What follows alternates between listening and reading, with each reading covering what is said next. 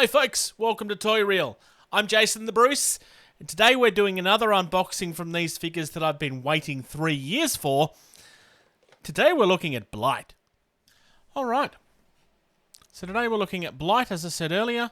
First things first, the painting, at least from the outside of the box on this guy, is really next level. Like, these weapons in particular really stand out. Just really gorgeous. On the back, you've got completely different look here. So it looks like this is also being shown off with the other characters that were available during that wave. Gorgeous art once again. Really nasty looking bloke, this guy. And on the side, again, larger version of the same thing. Just really pretty.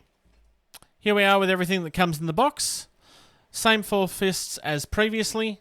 So we've got 2 of these I'm wanting to choke you out type hands, and 2 of your punchy fists. And then he has your regular grabby hands on the figure by default. Now, first things first. Oh my goodness, do these look pretty. Like, seriously. This is exactly the same sword staff that we saw on the first figure that we looked at. But this... Ooh, it does have a bend in it too. That's oh no, I just didn't have it on straight. Never mind. This is actually a really simple effect, but it works so nicely. And make no mistake, if you have an airbrush, this is really simple to achieve. But it looks really, really, really, really good. I just want to say, I haven't really taken the chance to appreciate this on the previous one. But the wood grain on that staff is really nice too. The two-tone does not continue on the base of the staff. It's just on the blades themselves. Kind of gives them this magical blade type feel. It continues across into his daggers. That not only are very pretty, they have circles in them. They're actual holes. I don't know what the purpose for that is beyond being pretty. They are identical as well. Like, these are literally the same blade. So we only really need to look at one of them. You will also notice that the gradient changes. It's not exactly the same on both. It's a little bit quicker to happen on this one because it's smaller, obviously. But really, really, really pretty. Loving the evil red eyes. Mohawk's nice. Really stands out with that bright blue being the way it is. This is not glued on. It is a soft piece. That... I suspect you could probably remove. This if you were to play around with it. I don't want to do that because I don't know if removing their head would damage it. Because I do not know this figure line well enough. I also quite like... It's like the Oriental Lion, I want to say, on his shoulder pad. Is it on both? Nope, it's just the one. But it's really pretty. I'm trying to get it to stand out more. There we go. The banding on his armor is really nice as well. It's really, really gorgeous. No armor on his chest for this guy, because this guy's so tough, he clearly doesn't need armor. These are attached to his head. This continues down the back. That is obviously going to prevent him from looking upwards very far. He can still look down pretty much exactly how he could on the previous, because these are flexible enough that it doesn't hinder it much. It does a little bit, but not much. Articulation is going to be the same, obviously. You have to be careful with the Mohawk, but you can slowly turn it around 360. I probably wouldn't want to do that very much. Double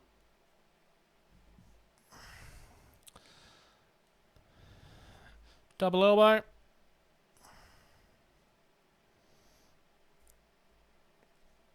We'll actually go all the way and touch his shoulder.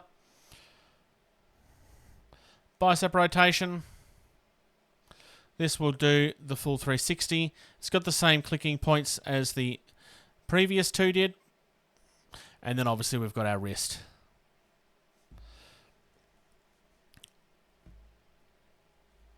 That is very nice. There's no horrible clicking on this one, which is good.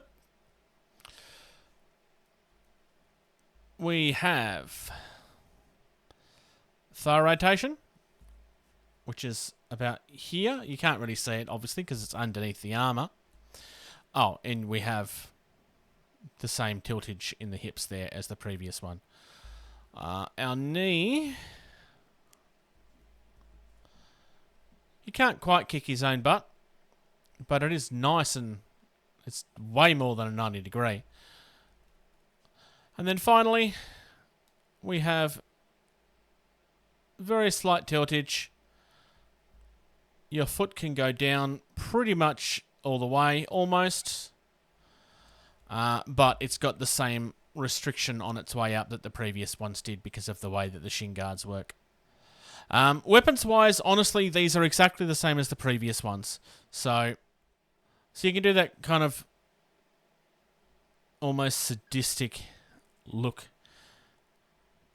before he cuts you. And you've got a lovely double-handed action here if you really want it as well. Honestly, like, this guy is the highlight of the series. Like, it's the highlight of the three that I got. He's very, very pretty with the way that they've painted him up, the way that they have. He looks really threatening. It's just gorgeous. I'm really, really happy. And there we are at the end of our third video. So, Blight is done. I think Blight's the highlight of the three that I have, which isn't to say I don't like the previous ones, but the character of this guy just stands out so much more. I really love the two-tone on the weapons. Yes, I know it's a simple effect. I don't care. It just looks really good. It's been done really nicely. It just works really well. The artwork that they're using across the series works really well as well. I promised at the end of this that I would come to and tell you what the story is behind why I waited so long. So this is something that was being delivered during the pandemic, and a decision was made at some point during the pandemic that international customers would get theirs last, which is fine. I have no problem with that.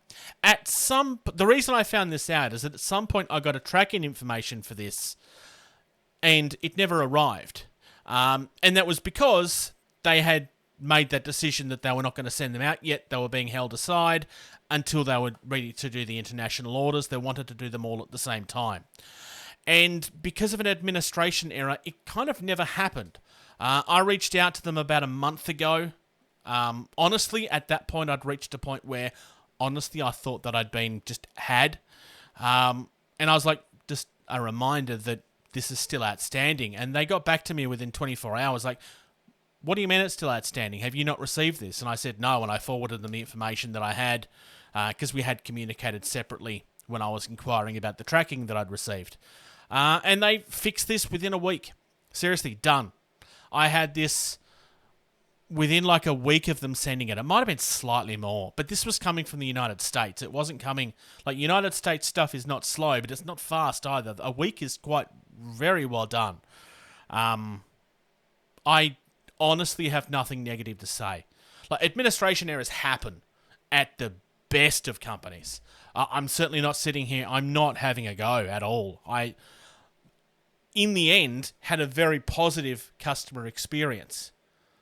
Should it have happened? No, of course not. But that's kind of irrelevant at this point.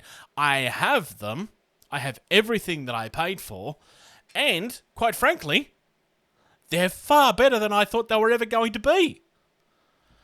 What's to lose here? Honestly, I have nothing negative to say. These things are phenomenal. Check them out. If you like what we do, please support us on our socials. Give us a follow. Shout us out to the people that you know will appreciate the content.